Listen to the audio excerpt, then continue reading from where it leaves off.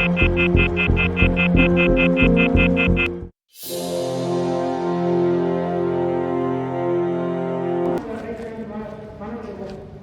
இங்கே ஒரு பக்கத்துலேயே மணல் போயிட்டு அது மேலே ஃபோர்ஸாக பீட் பண்ணுறாரு. ஓகே அவர் படிக்கவே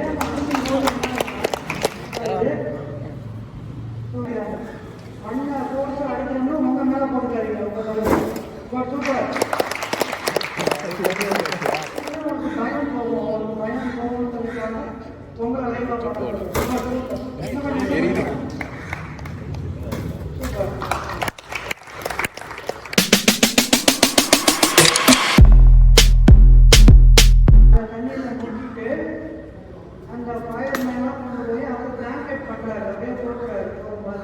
இப்போ இதில் என்னன்னு பார்த்தீங்கன்னா, இதை சரியாக பண்ணலைன்னா ஃபயர் நம்ம மேலே பண்ணணும். முதல்ல முத்துப்பாண்டிய ஃபஸ்ட்டு ஆப்போசிட்டில் பண்ண கிளியர் பண்ணணும். இப்போ இவர் பாருங்க ராங் மெத்தட் பண்ணுறாரு. இப்போ என்ன பண்ணுறாரு, பிளாங்கெட் பண்ணுறாங்க, தவறான மெத்தட் பண்ணுறாங்க. ஓம் பக்கம் இந்த ஓம் பக்கம் போடணும். அங்கேருந்து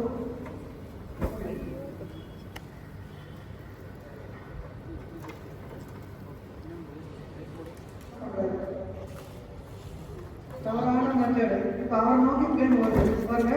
பிளேன் பார்த்தீங்களா, அவர் காலத்துக்கு வந்துருச்சு. இப்போ அவருக்கு தெரியும் தூரமாக வந்துட்டாரு. கரெக்டாக பண்ணுங்க. இப்போ அவர் செய்யறது பார்த்தீங்கன்னா அவ்வளோ சிம்பிள். இப்போ பிளேன் வெளியில் போயிடுச்சு. ஒரு செகண்ட் நிப்பாட்டோம்னா ஸோ இது பண்ணும்போது நம்ம கவனமாக பண்ணணும். ஆப்போசிட் பண்ணீங்கன்னா பிளேன் உங்கள் மேலே போடணும்.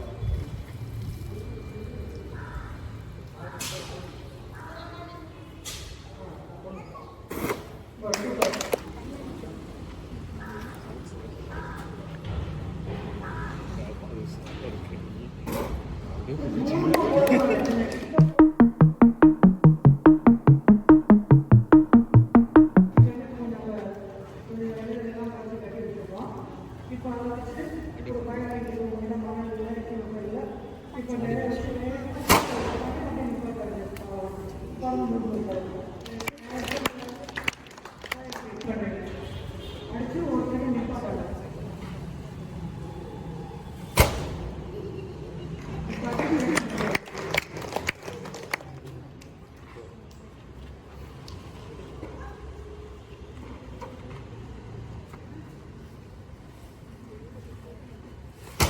ரெண்டு டைம்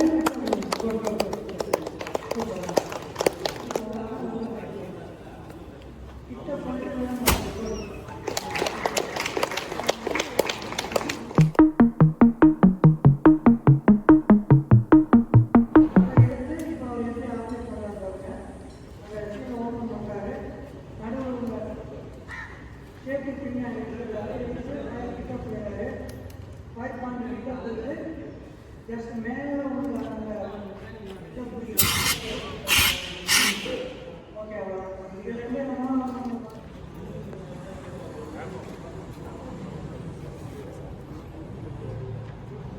ஏம் பண்ண அடிக்கல.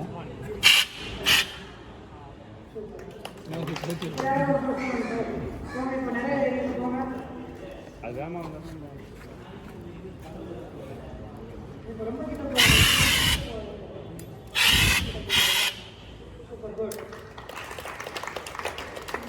ஒரு ஃபயர் ஆனது அப்படின்னா ஃபயர் ஆக்ஷன் எடுத்து தாராளமாக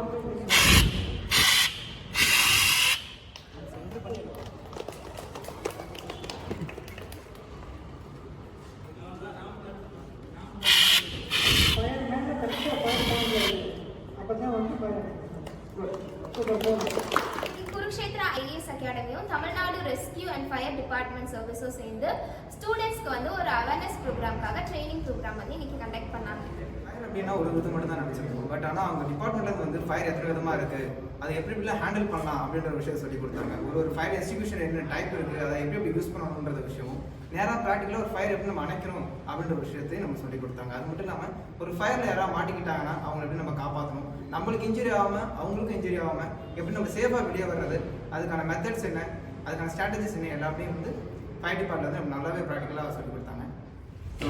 குருஷேத்ரா ஐஏஎஸ் அகாடமியும் ஃபயர் அண்ட் ரெஸ்கியூ டீமும் இன்னைக்கு வந்து எங்களுக்கு வந்து சொல்லிக் கொடுத்தது மட்டும் இல்லாமல் லைவாக நாங்கள் ப்ராக்டிக்கலாக பண்ணோம். ப்ராக்டிக்கலாக மட்டும் இல்லாமல் இப்போ ஸ்பைனல் கார்ட்லையோ இல்லை எல்போலையோ இல்லை அடிபட்டிருந்தா அவங்களை எப்படி ஹேண்டில் பண்ணணுங்கிறத சொல்லி கொடுத்தாங்க. எங்களுக்கு ரொம்ப யூஸ்ஃபுல்லாக இருக்குது. கண்டிப்பாக இந்த ட்ரைனிங் அட்டென்ட் பண்ணுறதுக்கு முன்னாடி ஒரு ஃபயர் ஆக்சிடென்ட் நடந்துச்சுன்னா அப்போ நாங்கள் ரியாக்ட் பண்ணியிருக்கிறதே டிஃப்ரெண்ட்டாக இருக்கும். இப்போ பாலிபிட்டேட் ஆகி ஸ்டில்லாக இருப்போம், எதுவும் பண்ண முடியாமல்.